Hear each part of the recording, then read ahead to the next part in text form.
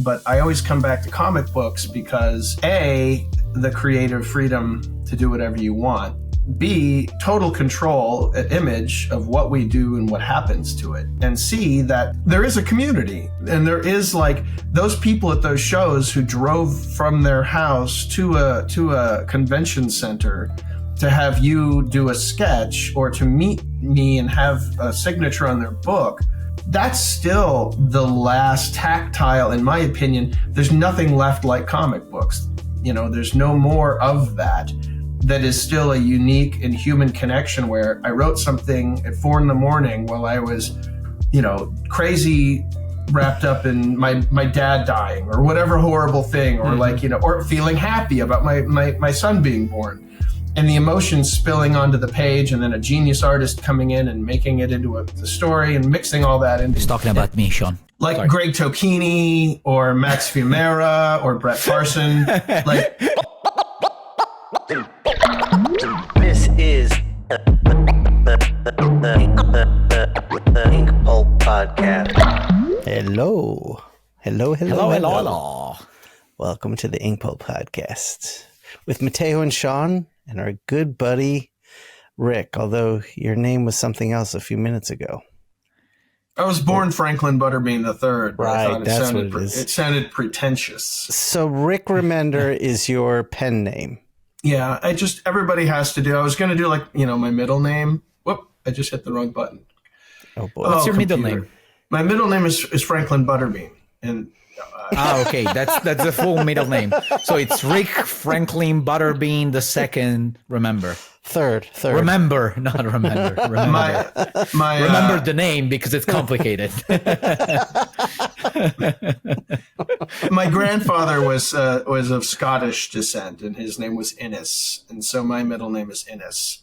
And so I was going to start naming my, you know, just start you got to exude, you got to sell and personify something more than be it, I think. It doesn't really matter if I'm any good. What really matters is that I trick you into thinking I am. So I'm changing my name to my full name, which would be just Richard Innes Remender.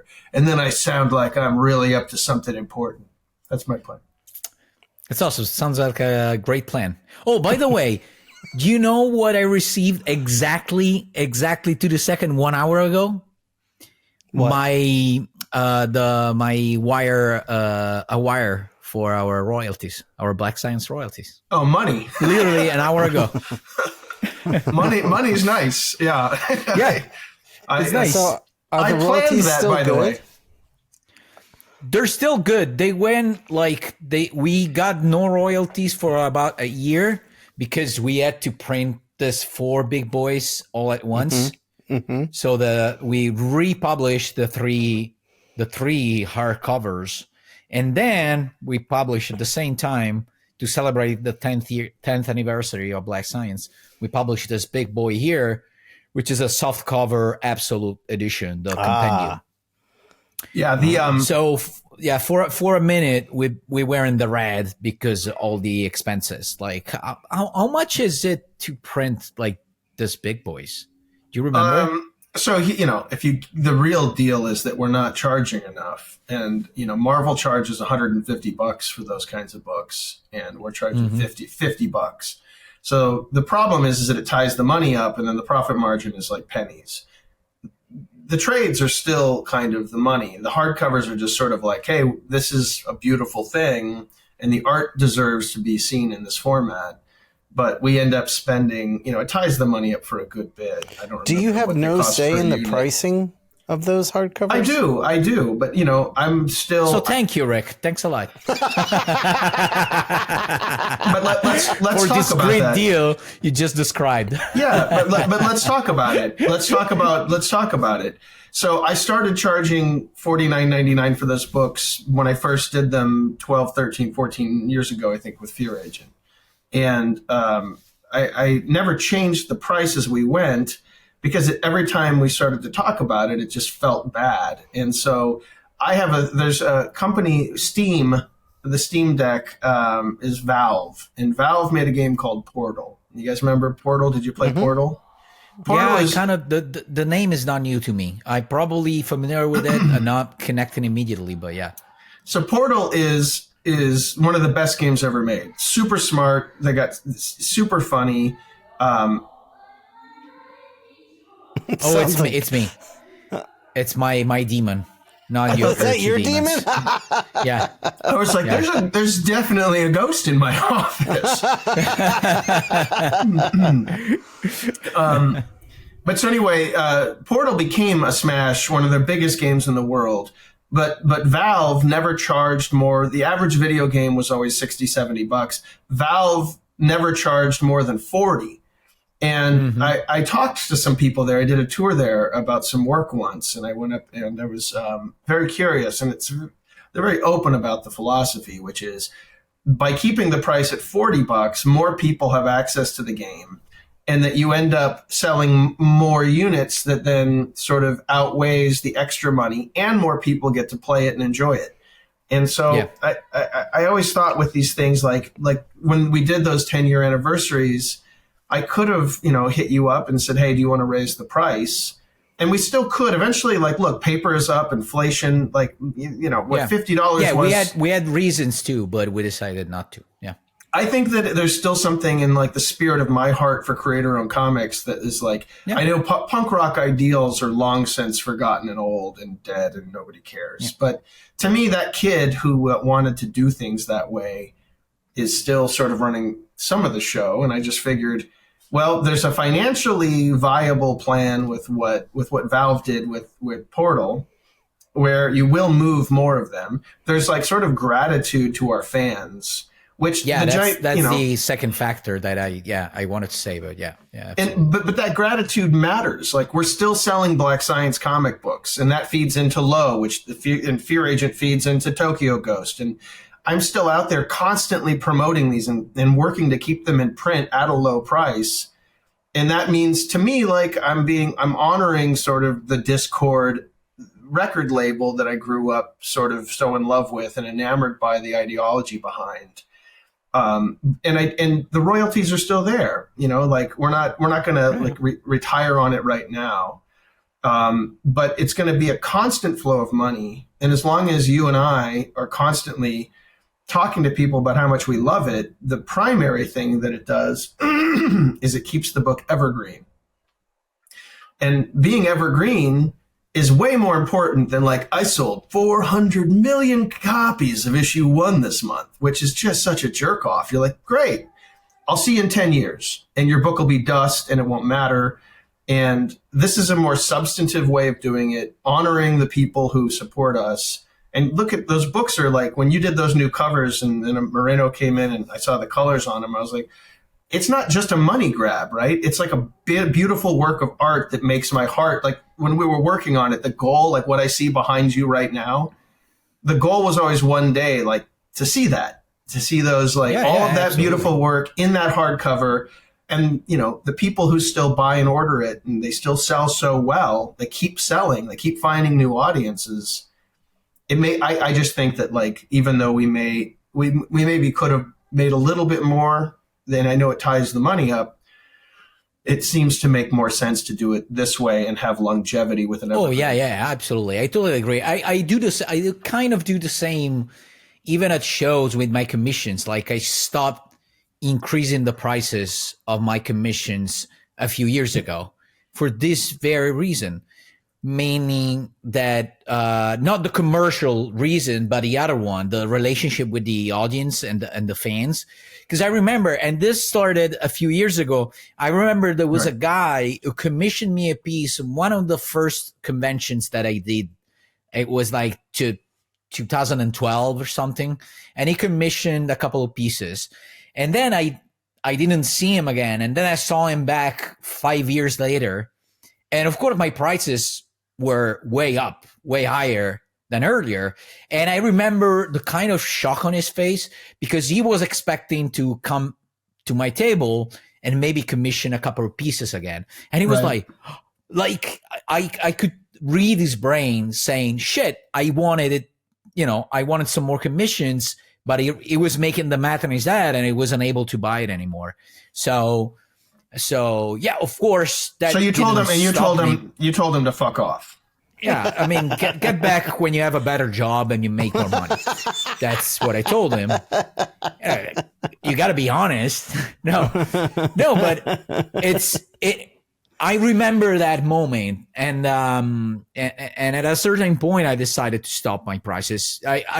My prices are, I think, fair, and for what you get, and that's it. I'm not gonna charge more than that. And this is just my choice. I don't critique other people. Like, I don't judge people that follow a different. Oh, you ought to try it. It's great. Really.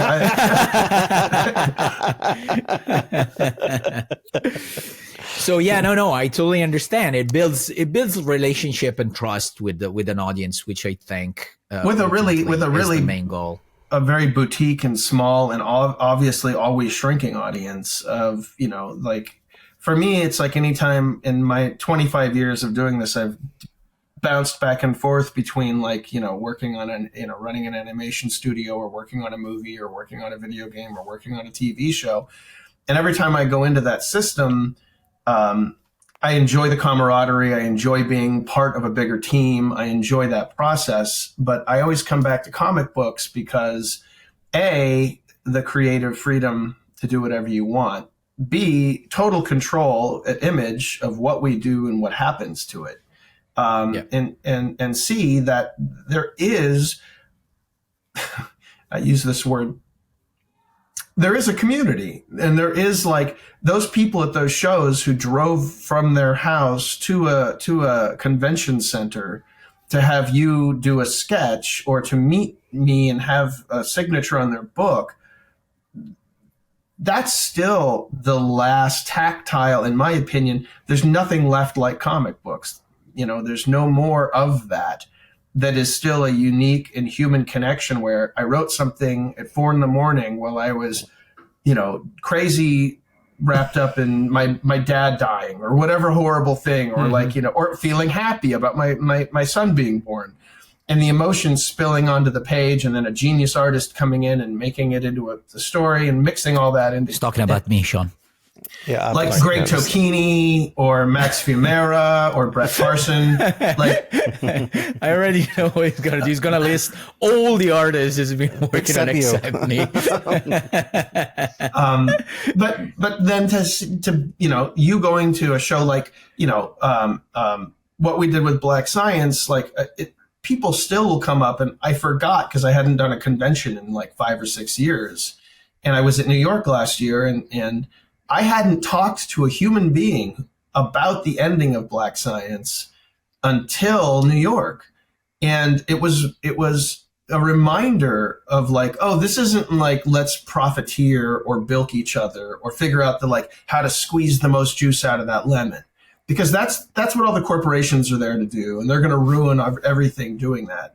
We can still have a piece of art we made that actually affected somebody, and where people would come up and like, dude, that ending, and then this, and then this, and they're still remembering it years later and wanting to talk to me about the emotional response they had. And I was like, well, yeah, and I had this idea, and Mattteo was thinking this, and then we got together and we cooked this soup up, and I spent 5 weeks just writing like a lunatic. And they're like, oh, I thought this. And the point being is there's an exuberance and a human connection there that, I know friends that are comedians and directors and musicians, and I know most of my friends are in various forms of the arts. That's the only place you really quite get that same thing, is in creator-owned comic books. And by keeping your prices at a reasonable level, sure, you could make a little more money. But did we all start doing this back in the day when we were still young whippersnappers? Was the dream like, I'm going to get rich off those people? Like, it wasn't. That wasn't why we started doing it. Damn, Santa's getting snowblind. Yeah, what's going on, Santa? Mattteo, I love you, buddy, but my God, your original art sale on EssentialSequential.com has got us overworked here in the lab. Can't keep things straight. I gotta apologize, Santa. That's definitely our fault. Wait a second, guys. What's going on with the Essential Sequential website? Oh, Mattteo, you don't know? Essential Sequential is having 20% off all original art at essentialsequential.com. Enter code HOLIDAY20-2024 at checkout, and you'll get 20% off. That's amazing. Matteo, you're a sweet Italian man. I love you, buddy. Shawn, you're nothing but a dirty You're not really part of this. But anyway, happy holidays, everybody, and treat yourself to some original art. Cheers to that, Santa.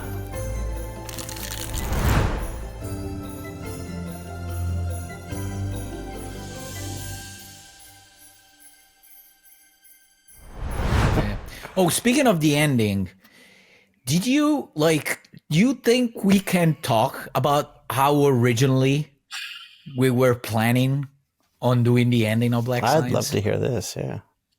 I've got like five. There was a document that I had at one point. Yeah. And I remember, we were doing Zooms when I was on set making Deadly Class. And so I'm trying to make the show and think about this. And then every weekend was just Black Science. And so I'd wake up, I'd get a coffee. Matteo, did you like the plug there that he was on set filming Deadly Class? You like how he slipped that in there? Yeah. It was just, it was more to illustrate how exhausted I was. But yes, the show I did that disappeared immediately. Yes. But beautiful show, by the way. Thank you. I would spend the weekends and I would plug my brain back into Grant and Black Science, and it made me crazy because I could never, that ending. There were so many iterations, but which one are you thinking? No, the solution where the original solution that we wanted to do with which the separate issues, actually. Oh, that's right. Yeah, I should have done it, but it would have been. It wouldn't have worked. It wouldn't have worked. Tell the public. Tell the people listening. Yeah. Well, I wanted to create some suspense, So basically. Okay, the way Black Science ends, spoiler alert, it's basically by the end, being faithful to the multiverse. Basically, you have two endings. So there's a point in which the story splits up in two different versions, and then you have two endings in the same book, basically. And you keep going back and forth between these two dimensions, and you see what the decisions of the main character have created. But originally, we were planning on having three different endings, but separated in three different floppies. So having the last issue being three different issues, and basically get the issues shuffled by the distributors. Oh, nice. So the cover was the same. So you would get the ending that you get. And some people would live the rest of their life thinking that that Black Science is just one ending. Or maybe along the way, they would find out a month later, talking to a friend, like, you know what? I didn't really like the finale. And the other friend's like, why? I loved it because the guy died. And I was like, no, the guy didn't die. And then they later found out that, there's different books, out there. I think that, that would have been so complicated. Excuse me. I have the morgue file of the three endings. At one point, it was even 4, and I was like, all right, we'll do the last issue. Will be 18 pages, and I was, Mattteo was into like, all right, I'll do it. I'll draw this and this. But what finally kind of made me realize that it wouldn't work was once it was in hardcover or trade, you would still have to include all the endings. Yeah. You couldn't just pick the one. And so it would have been great for floppies, but then in trade and hardcover. Or printing three different versions of the hardcover and then being the red over the next 20 years. Never making the money back. But man, is it cool. But also there was another thing that we discussed about, and that was another one of the main reasons why we didn't do it. It's that some endings would remain cool as they were, but some other ones were not that cool by themselves. Right. They were, especially the one where Grant, the main character, becomes like a corporate guy, and it's like his life is it's a nice life, and he gives up on being a rebel, basically. And that one by itself would have been a really flat, finale. So they work well because you can see the contrast between the two. I got you. The two different endings, I think. What do you think, Rick? Yeah, I mean, like, I still think Butterbean. I still think old Butterbean still thinks that I think that ending has its own commentary about, having kids and growing up and sort of shedding the sort of ideological passions of youth in order for you to focus more on the pragmatic appraisal of. Oh, yeah. On that point of view, it makes sense. And so it's a good ending, right? And it's sort of a happy ending, sort of not a happy ending. Yeah. But but if that had only been somebody's ending by itself, then you wouldn't get the idea was that in the other version of it, you see Grant has lost his kids through his hubris and his continued actions that, he continues to sort of not evolve and not grow, and he gets revenge on the corporate entity, and he basically gets his kids killed. If you had that ending in a single issue, it ends with him basically finding a universe where his kids are alive and then activating the pillar to go get them. But by having them parallel, you get the happy ending, and then you see that the sad ending and the happy ending are coming together. And I think that when we finally landed on that, it was like there's a John Cleese statement or he's got an idea about creativity where he says, the best creative comes when you learn to live with the fire until you have the best idea. And so like a mediocre writer or a hack or a jobber will just sort of find an idea and go good enough and plug it in and move on.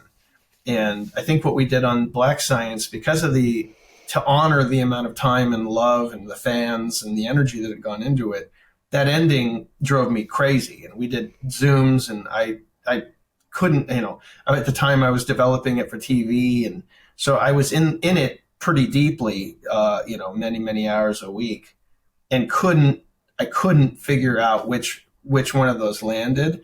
But we lived with the fire long enough until we finally had a Zoom, and we did a back and forth where that kind of, congealed into what it is. And I've never questioned that it was the best ending. Oh yeah, series. Yeah, by far. I feel very good about it. And I don't know, you've done a lot of shows, so you've probably had a lot of interactions with people, but. There's still, I have people stopping by the table telling me that it's Black Science, either their favorite series or it was the series that brought them back to comic books. Absolutely. There's still there. I still sign copies of Black Science to this day. There's still people that are passionate. And that was, that's the idea with doing these things evergreen. And that's the idea behind, I think, giving it as much love and giving these things as much love.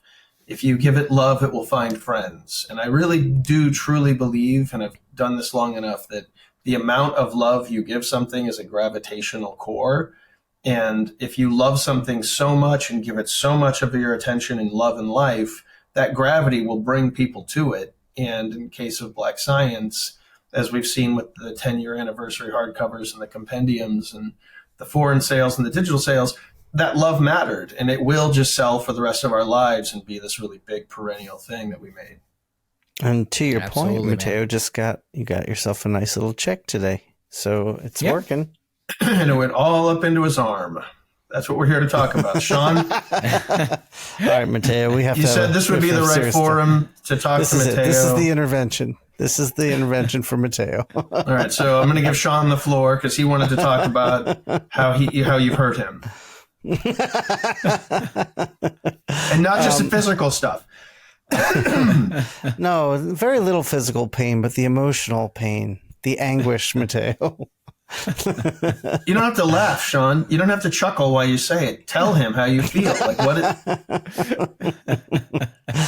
Mattteo, I know this is the longest run you've had on any book. Rick, is this the longest creator-owned thing you've done, or is Deadly Class as Deadly long. Class. Yeah, it was a better book. Better artist. Better artist is that? Better artist, more committed, a lot more. I mean, the fact alone that the class made it as a TV show and Black Science didn't, I mean, explains a lot. Says it all. about Says the it all. quality. Can I, you know what? I don't mind saying this. Nobody knows this. I don't announce options or development anymore because when things don't happen, it makes it public. You know, as you know, but I don't mind saying it now. And you know, not that there won't be future development, but for the time, I think that we're going back to 2018, so it's long enough now that we can talk about it. Robert Kirkman and Robert was producing it with Skybound, and Giant Generator co-prod and got together with Amazon, and we sold it.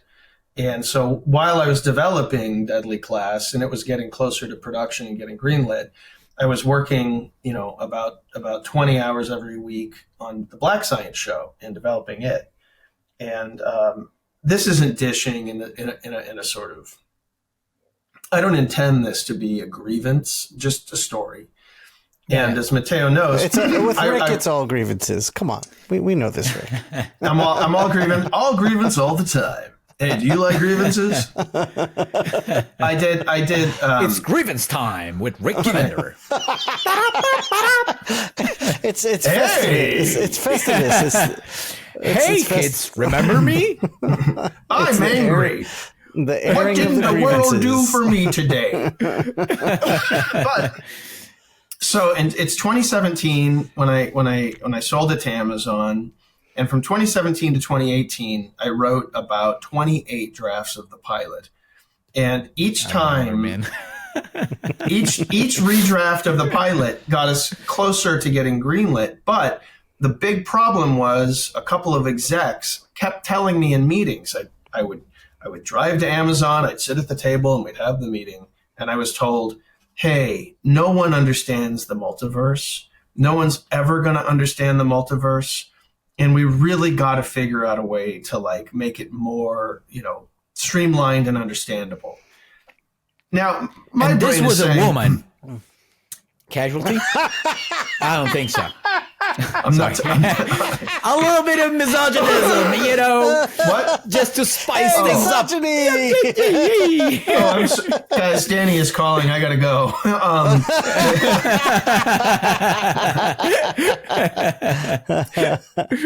Anyway, not touching that. Hot potato. The idea. So as I kept rewriting it, you know, like, and I'm in there saying, no, like, you know, Neil deGrasse Tyson, Stephen Hawking, all these people believe in some version of a multiverse theory, and I would come in very cleanly and elegantly explain it. But every draft of the pilot had to get rid of that. So there's a draft that was like in 4 different dimensions. We start off with 4 different grants, and by the end you realize you've been watching. Anyway, I won't get into Mattteo, when Rick said he calmly and clearly described that, did you just cut to a scene in your head of his like hair everywhere? He's screaming at everyone in the room. No, actually, really calmly, but in a very passive-aggressive way, Rick style. I think. Let me explain you a couple of things. All right, here's the timeline. All right, and this is how we're. I think I'm pretty overtly aggressive more than passive, but we can get into that. That's a whole other. That podcast. was my vision. That was my vision, Rick. I saw pure aggression. Those calls a lot of the time, again, developing Black Science while I was, you know, on set and living in Vancouver to make Deadly Class. I would have to go into meeting rooms and take these conference calls, and I would have to pause and mute the microphone and throw shit. And I would just throw things. There we go. There it is. There it is. And I was just like, everybody understands the fucking multiverse. And so it finally got through. It finally got through all the gates, and it made its way all the way forward. And I finally had a draft. Does this story end with you telling us that the Enter the Spider-Verse was stolen from you? Is that where we're going? No. Okay. But so developing the whole thing the whole time and getting towards the very end of it, and when we got a call and they were like, oh, well, Amazon loved this, so they're ready to greenlight it. And so the lawyers started figuring out the final contracts. I think I told Mattteo, I called him, I'm like, dude, they're saying green light. That was in New York. We were in New York. Yeah, when we you were got in that New call. York. Yeah. I remember that. And, you can't really express to anybody who hasn't done it the amount of work that it is, the development, years and years and years of just, I've got so many, it doesn't matter. It's so much work, just watching your body melt in front of a computer. And so when I got that news, I was just like, oh my God, this is going to be the most visually spectacular, fun thing ever. And then it did hit somebody, the next executive, who was the sort of, no one's going to understand the multiverse of it all, and killed it because no one's going to understand the multiverse. And so it died in Amazon after those 2 years of development. And over the next 3 years, I got to watch Everything Everywhere All at Once, the Spider-Verse, every single thing became. And it was the other one on Netflix with the family that gets stranded in space with the big robot. The other excuse one. me. Yeah. Lost in Space, which. Yeah, Lost in Space, yeah. Yeah. And so you just, the heartbreak of all of that was very frustrating because obviously, if the multiverse wasn't going, watching so many other things kind of show that, like, yeah, that can be done well. And I still stand by that Black Science does it better. And that the heart and the way that thing was weaved together and what we figured out and how to tell that kind of a story. It wasn't just about the sort of salaciousness of dead character comes back or, sort of cheap false jeopardy, but instead was just cored into this one sort of reverse Breaking Bad where somebody starts off shattered and broken and elevates themselves into hero, but very slowly earns it throughout all of those, 44 issues. And in a series that would have been really satisfying as well. But so that shattered me for a hot minute. And I've had that look, I've developed 3 or 4 of my other shows. There's only one of them that's still alive at this point. And that process is so hard that frankly, I don't want to do it again. I think Oh yeah. Making a comic book is, I quit comic books after a lot of 2020. I was like, I quit everything. I was just gonna, become a monk and wander in the lands, and dispense jelly beans. But I can't see you as a monk. I don't know why, but I don't know why.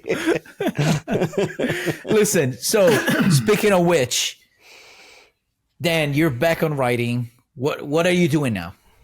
Tell us. Aside from and also tell us about the big giant generator project. Well, again, it was just a part of as these things started rolling out and I needed a production company name and people started, buying these things. And I moved to LA because I wanted to be able to control that these things wouldn't go into the hands of somebody else and be ruined. Last Days of American Crime got ruined and it broke my heart. It was not true to the book. It was a complete disaster. And they wouldn't take my notes or listen to what I was saying. And it was heartbreaking. And so we moved the family up to Los Angeles and I drive into town and continuously kind of try to sell those things. And doing that on top of doing the books and on top of having some success and, rewriting the Tokyo Ghost movie 4 or 5 times with Cary Fukunaga, which it's not dead, but these things just go on forever. Yeah. There's a level of burnout that comes. And so after 2020, in a 6-month period, my dad died. Black Science got passed on after all those years. Deadly Class got canceled, and then COVID started. And it was the most shattering year of my life. I was just absolutely devastated. And so I was trying to figure out what the next step was. And so Giant Generator doesn't own anything. It was just an imprint that I thought like, hey, well, all the people whose work I love and I want to work with, we can make an imprint that's sort of Discord style, real Discord, not like the bullshit that a lot of these corporate slugs and IP factory scumbags use, but an actual sort of punk rock ideology where the creators own everything, the company owns nothing, most of the money goes to the artists. And so I started pitching that as like, hey, coming out of the pandemic, I could probably see my way through if I could figure out a way to get money to just give it all to the artists to make their best work. You know, like we were fortunate in Black Science in that it was a period of time where I had just come off of that year. I was Marvel's #1 selling writer, and Saga was a big hit, and Walking Dead was a big hit. And there was sort of a lot of energy going to Image all at once. And so Black Science did real phenomenally. But in terms of like that's a blip in the history of comics. For the most part, that's not the normal. And so I went out and I pitched the company to some really big players to get some money to do that. And I had some offers. I could have gotten $5 million in a bank account to like run this thing, but it wouldn't have been purely creator owned. The company at the end, I could not safeguard and tell the creators that 100% you're going to control this thing and you're going to control your property forever because the money was coming. So I got a couple of offers and I had to decide, do I want to be, and you see 5 or 6 of these companies out there now, and they've got the VC money, they got their 5-10 million, they're shooting it out their assholes. But when I did the math, I was like, look, here's what's going to happen. I'm going to give everybody the stupid page rate. They're going to make it to issue 6. Rate will go down or rate will disappear because the comics market cannot sustain the kind of money these VC things are dumping into people's pockets. And at that point, the big company that was paying us is going to do what they all do, which is to go click and change the deal, go to a model they see as more profitable, and it's going to fuck the creators. And so I turned that down. I decided to quit comics. I was going to quit everything. So depressed and broken because there was no way to make this work. And I did for a while. And I had a sort of an awakening in that, like, this isn't a choice. I have all these ideas. I like expressing them. I like talking to people. I like working with artists. I like making these things. So after 3 or 4 months of being unemployed and not doing anything towards the end of the pandemic and being, devastatedly sort of depressed, I talked to Eric Stevenson about, is there a way to make Giant Generator an imprint and to keep it at Image, which was always the plan anyway, and it doesn't own anything. So it's really just a curated thing where I can kind of help people and not only my books, but maybe branch out a little bit. I'd been talking to J.G. Jones. J.G. Jones couldn't. Yeah. He was talking to IDW and some companies, and he told me the deal. And I was like, dude, it's criminal. Not enough people talk business in this industry, so not enough people know. Like, they just don't know these deals are really bad. And so I said to Eric, I said, look, we'll start with this book and this book, as well as, I'll start talking to these other artists I've been speaking to about new books. And then Giant Generator will be an imprint of Image, but ultimately it'll be the Image deal. Nobody will own anything. And Eric agreed to help fund that. And so since then, I've quite literally made no money off of any of the books in the last 4 years. I just, starting with Scumbag, I just give all the money to the artists and keep them at their top rate or above so that they can make their best work. And then I just get the joy of making things that I'm really proud of. And so I've been started off with Max Fiumara, who is, wonderful. And he and Andre Lima Araujo, who I did Righteous Thirst for Vengeance with, were sort of part of the beginning of, wave 2 of the line of books, and that and the Scumbag, and then Holy Roller with Andy Samberg and Joe Troman. Oh, yeah, right. Bashi. And it was just also a period of time where the depression and the isolation and the loneliness of not doing shows and seeing my friends and not going to an office. I wasn't on set or in a writer's room or in the editing bay. I wasn't going to cons.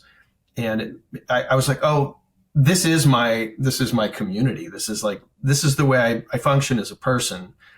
And so as we started building that stuff, it became clear to me that there was an opportunity to expand that out for the people that do understand that you should own your own material, but do something magic where Image have been able to fund them to, make their living, regardless of if the books are hits or not. And so two of those books that I did during that isolated time was the first time I've actually co-written, which was Holy Roller. Joe Troman, who's a good friend of mine and one of the sweetest guys in the world. And then a producer friend of mine introduced us to Andy Samberg, who we all hit it off, and is just a warm and hilarious guy. Working with those three on Holy Roller was really spiritually it's a salvation. Being able to do daily Zooms and laugh together and make that. And then Brian Posehn and I started doing it with Grommets, where we took stories from our childhood and kind of stitched that together. So it's more just been an experiment with Giant Generator. It's more just been an experiment in how we can make strange and unique things that we love that are not represented in the industry, that are owned and controlled entirely by the people making them. And I can use my 25 years of expertise and sort of build a scaffolding. And we have my old friend Harper Jayton as the line editor, and he and I started together working at Fox back in 95 on Anastasia.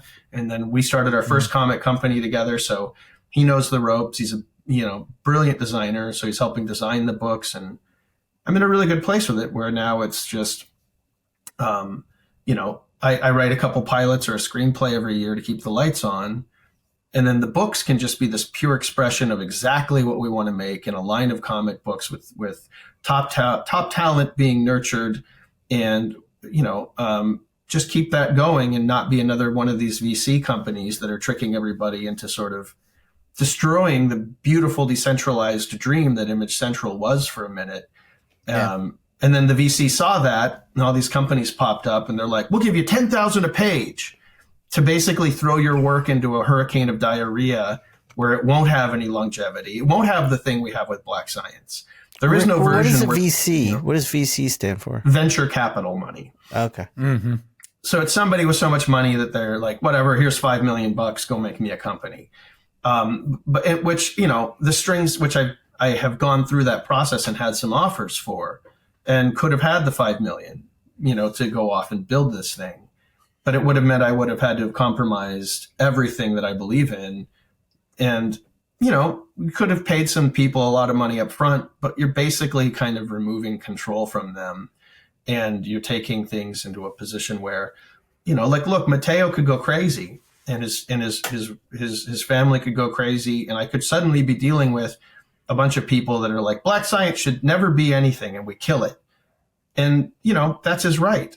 And that's as the co-creator, that's something that he should have the right to. And there's no way you can do contracts with that much money in a VC situation where they'll agree to that. And so, all these companies that everybody's running to, and they're like, it's like work for hire, but they call it creator owned. These are all just like parasites who saw this beautiful thing that Image Central created and helped destroy it and tear it apart. And there's a few of us, I think Jason Aaron's coming back, and Kieran Gillen's coming back, and I've never left. And Robert Kirkman has huge new books coming out and plans, and he keeps, fighting to like find ways to do new things at Skybound. And you got Jeff Johns doing Ghost Machine. There is sort of a gravity center. And then, I've been really lucky with Giant Generator, where there are people who I love and love their work, and was able to give them these deals. We got, Paul Azaceta. The next wave is coming out with Paul Azaceta, Greg Tocchini, Daniel Acuna, Steve Epting. I mean, there's a ton.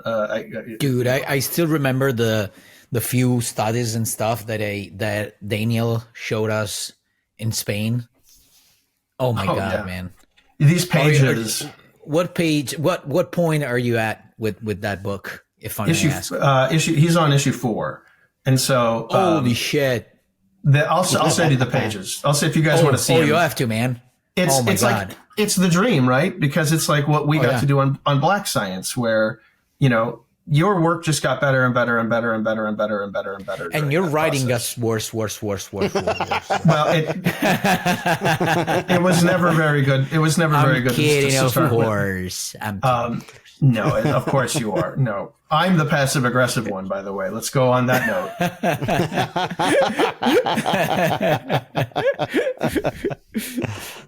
But no, what Acuna's been doing is, what he's never really been able to do in the deadline machine of the corporation.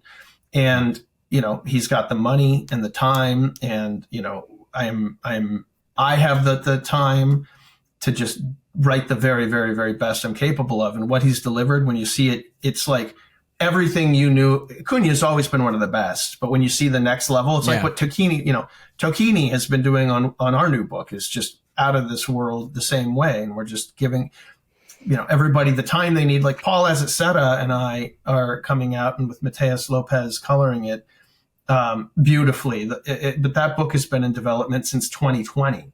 And it's just been like what we did on Black Science. It's phone calls, it's development. It's me up till 4 a.m. writing Bible after character study and doing it correctly. But ultimately, when that book comes out, what you'll see is like, there's no rush pages. There's just love. And it's making me happy. So that's sort of the point of, the imprint at this point. Yeah, absolutely. I wanted to ask you something. What do you think about crowdfunding? Do you think there's a way to implement having image associated and implemented by a crowdfunding at first? Like there's some publishers like Boom that have done that successfully. So I was thinking, because you never hear about Image doing this kind of things. And lately I've been thinking, like, do you think it's possible? Do you think it would make sense to do it? What's your thoughts about that? So I spent about 2 weeks on the phone with Shawn Murphy. And we were trying to figure out some new plans for Tokyo Ghost. And I think Shawn had some success on Kickstarter. And I was just very curious, because there is a aspect of it to me that felt like begging for money. And, we had Kickstarter when I was coming up in the 90s. It was called high interest credit cards. and, I ended up with, many dollars of debt building the initial books. And I felt a little bit like, well, they should have to do it too. And I'm like, oh, well, all right, old man. Like, I think that Kickstarter, and the more I talked to Shawn and his ideology and kind of what he saw in it, was that, there was something there.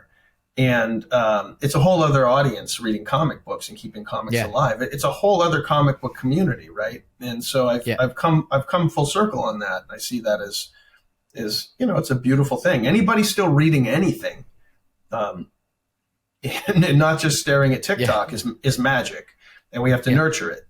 So the difficulty became, I was going to reach out to you, and I reached out to Jerome and Shawn, and I was like, well, why don't we do the first volumes of like 7 to Eternity and The Sacrificers and Tokyo Ghost and Black Science, and do them on Kickstarter as big oversized black and white editions. And we got into it, and I realized like the amount of time and energy it takes to run it, answer questions, email, get the stuff made, print it, sent to the distributor, and then emailed, and then snail mail actual packages to potentially thousands and thousands of people is such a time suck that I can't do it. And I'm in a position where I've done this long enough, and I have a big enough fan following, and Giant Generator is doing well enough that I don't have to do it.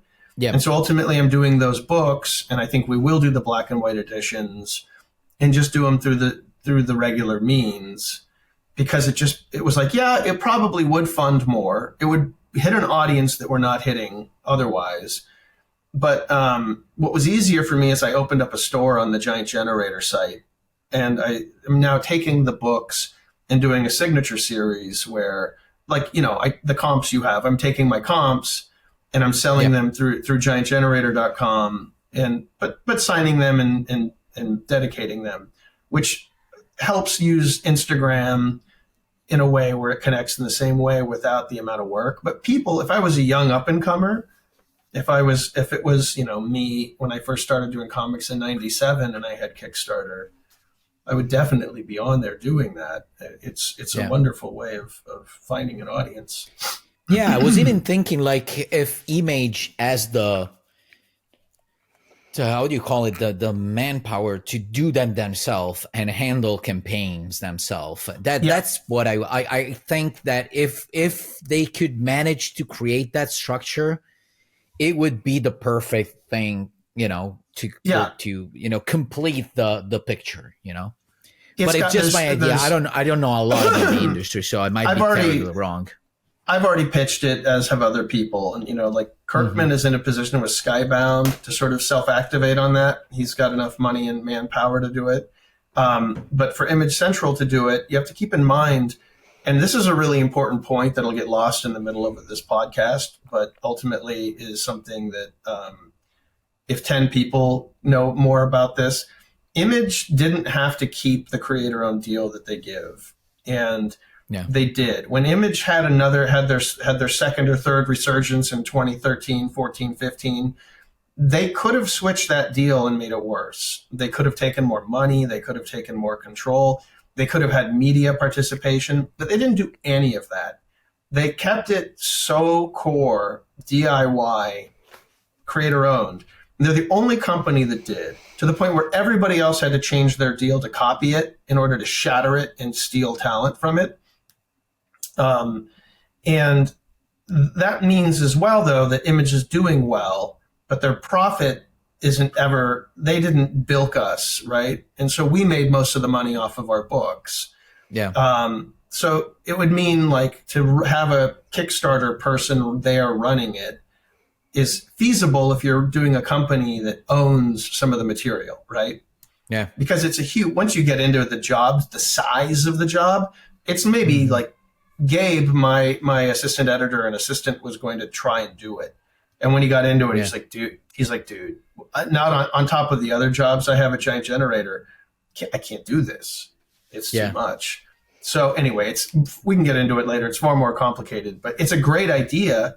It's just that, like, how do you do it in a way where you have a full-time person running it and dealing with it, and then still manage to keep the quality? It just became a little bit much for me, and trying to figure it out with Image Central. It's not like I don't think it's dead. I don't think it's a dead idea. And I think that we're all kind of thinking the same thing, which is, if half our audience like comics, but they don't go to comic book stores and they don't like Amazon, or how do we get interesting material in their hands? And it does feel like Kickstarter is the way to do that. I just haven't quite figured out, in terms of what I do, how to make that work. Yeah, no, absolutely.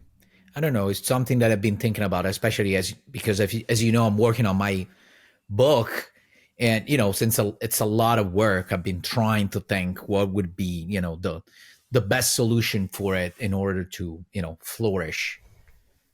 So I'm always curious to hear the opinions of people that know way much more than I do. Yeah, I think that for me, the traditional means, like, look, this is the reality is that the comic book retailers they have a tough job, and maybe 70% of them will only buy Marvel and DC for the people who come in anyway. So you got 30% that'll still support unique, innovative, creator-owned comic books, or strange comic books, or things that are not Green Lantern, whatever, right? If we move our business entirely where we focus on Kickstarter, those retailers can still order the books. You can still give a retailer deal where they'll get some of them when they come out, but it bypasses them. This is also the thing that kept me from doing it forever.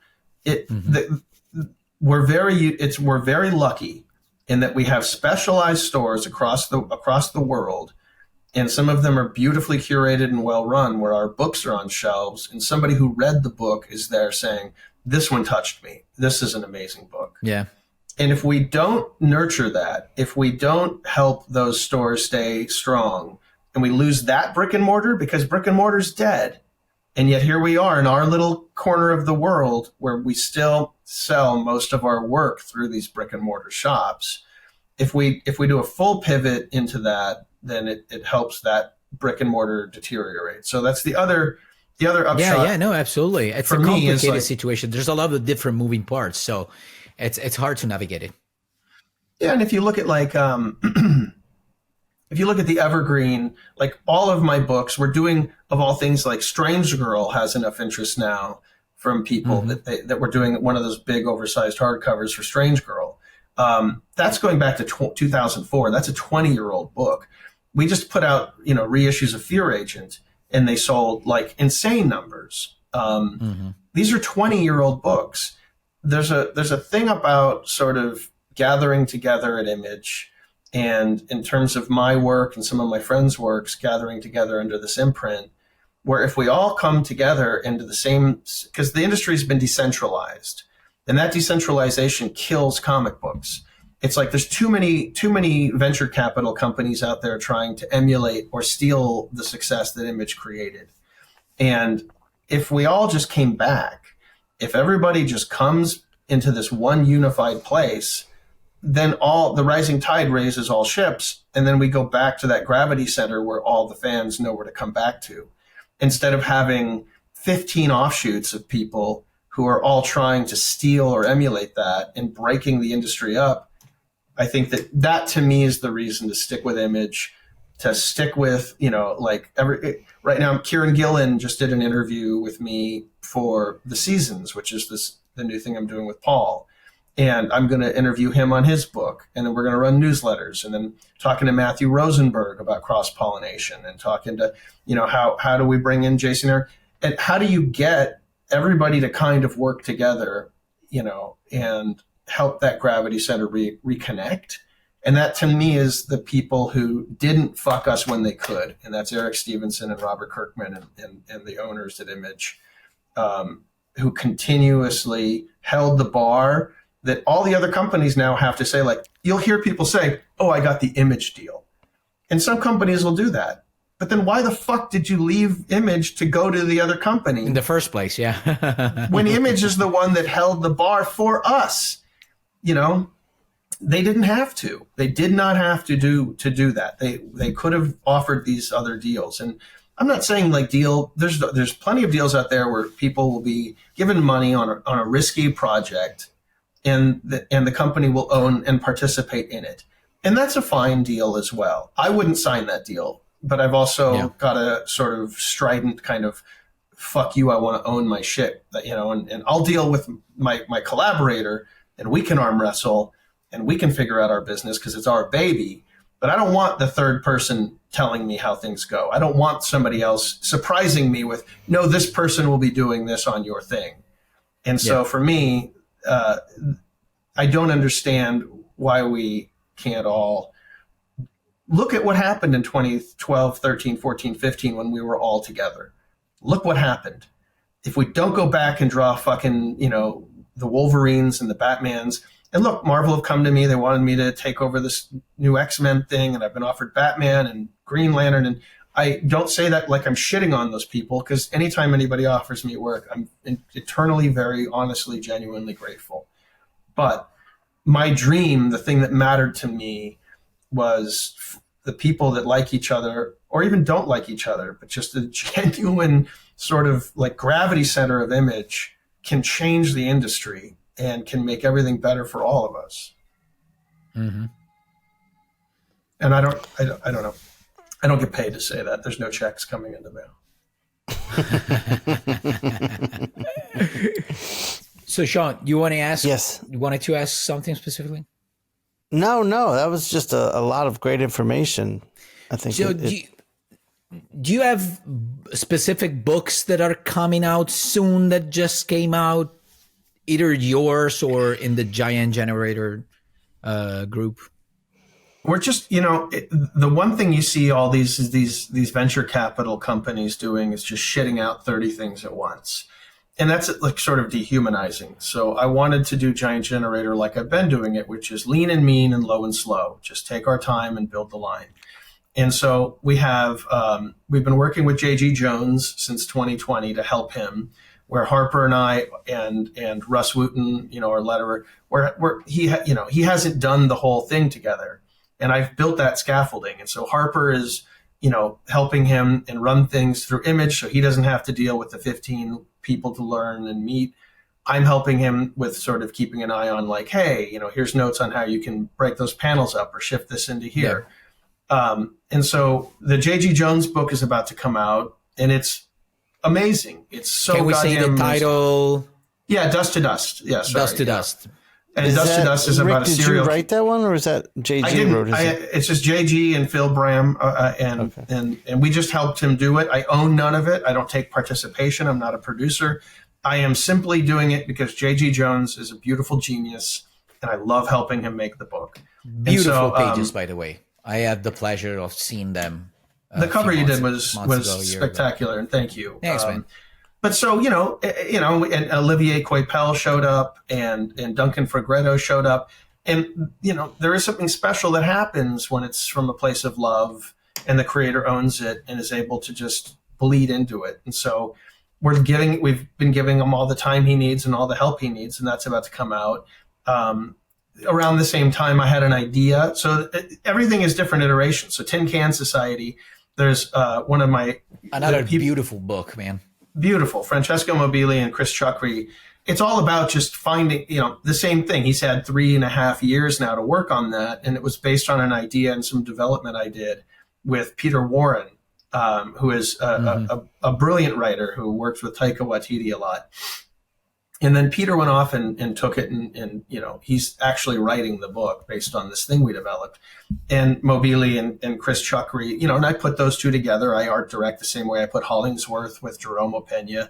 You put yourself together with Moreno, who's been like one of the best collaborators I ever met. So thank you. But all of these things kind of find their own way to congealing into something magic. And we're not going to do the here's 20 books with, because it. Yeah, no, absolutely.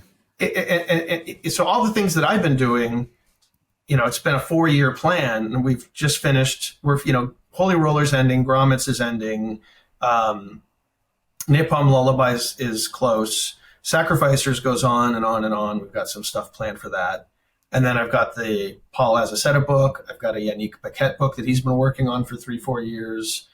Obviously, the Acuna book, Tocchini, Steve Epting, Andre Lima Araujo, and I have another book we're working on. And then I put Zeb Wells together with Kalaman and Oscar. My mouth can't say his last name. Sorry, it's too early. Andrew, you know who he is, Kalaman. And they are now putting their thing together. And that's enough. If people reach out to me that are friends or people who want to, have Harper's help running the editing and have my help with my expertise on market, then we'll do that on a case by case. But by keeping it lean and mean, and by keeping the line at we're running about 4 or 5 books a month, it allows us to keep the quality up and make great books. And again, that love and gravity will, I believe, do what it's continued to do over time, which is bring more and more love and readers and other artists and people. So that's sort of the ultimate goal. And then we're not announcing all the books at once. That way each book kind of gets its time. We announced the seasons in San Diego, but we only announced it, and now we're putting out ash cans and putting out previews. And everyone's really, loving it. And it was a very unique and strange swing that allowed Paul to do something Paul's never done, which is to tell a sort of very fluid Miyazaki meets, David Lynch, inspired by Little Nemo and Tintin kind of a thing. And it's a swing unlike anything in comic books, and it's a risk. But what's come out of it is something where Paul and I get on the phone, much like we did on Black Science, or, Wes and I used to do on Deadly Class, or Jerome and I did on Seven to Eternity, is the excitement of just going I love this. There's nothing else like this in the industry, and I love this. And hearing Paul's excitement is that's sort of all I need to be fueled anymore. It's awesome, man. Well, yeah, that's great. We've done our hour, but I did have one question, Rick. It's a little unclear how you feel about venture capitalists. Well, I think in the arts, what it's done is destabilized comic books in an unnatural way. That the money they're paying everybody and the sort of smoke and mirrors, it destabilized the industry in a way where we had finally what I thought was the dream. Everybody at Image Central kind of coming together, owning their work, and building a line that drew the fans' attention, and it centralized the attention. And then the venture capital money and the Substack money and all of these, 15 companies, I think they've ruined the industry. They've ruined creator-owned comic books. They've hurt us. The industry cannot support this many things, and they're not making their money from the sales of the books. Right. And the money then is going to corrupt. And it's also, for a year or two, people might be making $800 to $1,500 a page or whatever these stupid rates are. The books can't make that. And I would rather make something like, on Black Science, you can attest to by the end, the single issue sales are down to like 8,000 a month. We're not making much money on the singles. But then the trades and the international and the hardcovers and the compendiums. So it's a long game over time to build a relationship with readers, as opposed to this thing that feels a lot like a bunch of 4-issue miniseries so that they can go to Netflix and try to sell a TV show, which that's great. I'm working with Netflix on a thing right now. It's fine to do that. And it's fun, but it can't be the core kind of starting point. And that's why I think that the VC stuff. And also, there's no longevity. Image has been here for long enough now that gravity center will continue. And I don't quite understand the value in spewing your heart's work into something where you're going to do a 4-issue mini that'll be utterly... If we did 4 issues of Black Science, we wouldn't be here talking about it. It was the amount of love and gravity that was created through that commitment of time and energy that turned it into a thing that still matters. So that's my thing on the VC. I don't mean to sound like a cranky old man. It's just I see it as damaging in terms of. I agree with you. I was just making a little joke. That's all. Nobody likes jokes, Shawn. I don't know if you've been paying attention to the world, but it's a pretty serious. But now with Trump, we'll be all able to make jokes. Everything. Oh yeah, Finally, he's going to bring it back. Bring freedom of speech. Yes. You seem really liberated. It seems like you've been liberated. Because he's in Italy. Oh, no. He's not here. For once, we had our, our fair share in the past. We're done with it, and now it's your fucking turn, guys. You deal with that shit. Uh-huh. It's gonna stop here. All right. Well, I love it. All right, Mattteo. All right. You do your thing, brother. By the way, thanks a lot for your time. Yeah, Rick. Thank you, Rick. Thank you. Really informative. I miss both of your beautiful faces, and it was a wonderful opportunity to get to see you both and to talk about comics. And so I appreciate the time you guys gave me as well. Oh, and please give a big hug to your family from me. Yes, me too. That's weird. I don't know about if they're not grossed out by the whole thing of me hugging them. I'll give him like hey, Mattteo sends his love. Yeah, I don't really. I'll grab my son and be like, this is from Mattteo.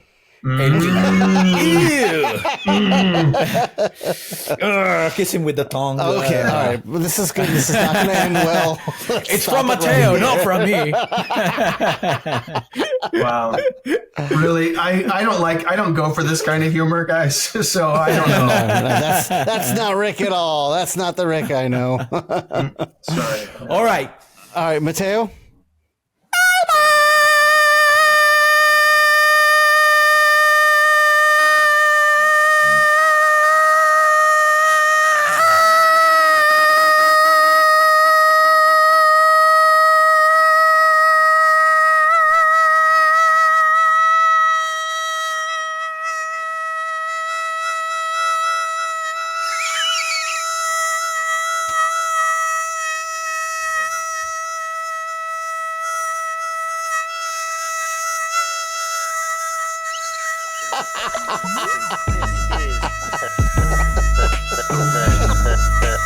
Inkpulp Podcast.